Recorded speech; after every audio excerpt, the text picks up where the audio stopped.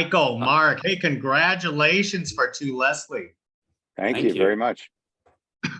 Fascinating story. But let's ask that obligatory question of what initially attracted you to this project? Mark, what started us off?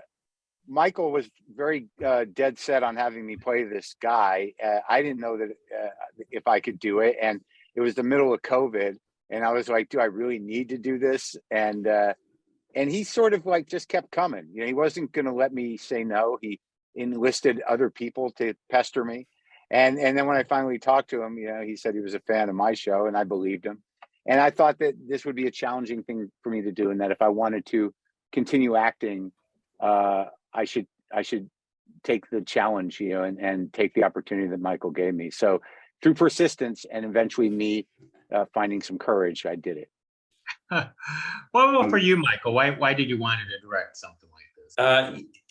Just to add to what Mark said first, and that I promise, I know we don't have much time, but you know, sometimes when you're trying to make something that feels real and intimate and brings the audience into the world as opposed to like presenting the world like from a stage, which is, I've done those too. This was very much the intimacy that I was going for all the way through. And what I saw in Mark's show, which, you know, everyone should go and watch Maron. I can't remember when you started to make it, Mark, but I watched it in one breath because Mark is able to be, as an actor, I'm talking, I mean, separate to all the other stuff you do, but as an actor, Mark is very, very close to the truth all the time.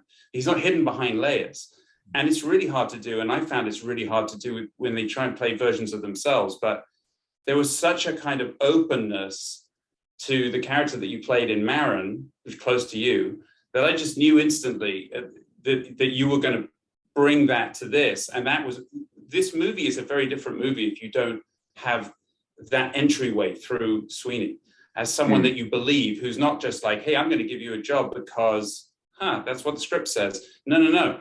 There's an essay in that moment when he's like, why am I don't want to, God damn it, I'm compelled to do that thing for this woman.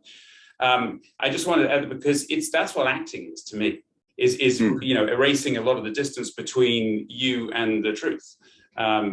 So I was sure that was a good day when you said yes. Well, I appreciate it.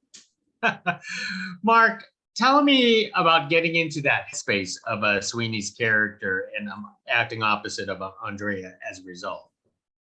Andrea is like an intense actor. I mean, she's amazing, and she was in it. So like, it enabled me to be in it. You know, my headspace was that I am, you know, literally as a member of the cast, but also as a character in support of this person, right? So like, you know, this is in some ways it was her movie in a way, but also in the sense that like I was in awe of her as Mark and as Sweeney.